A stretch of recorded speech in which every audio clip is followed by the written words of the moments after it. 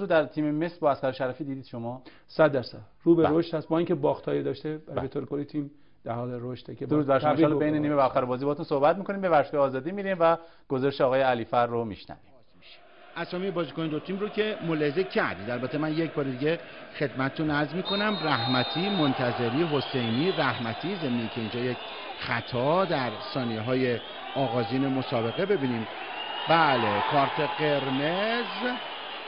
قرمز برای یار خاطی و اخراج در چند ثانیه پس از آغاز بازی. نادر فتح‌اللهی هست که روی این حرکت از بازی اخراج میشه.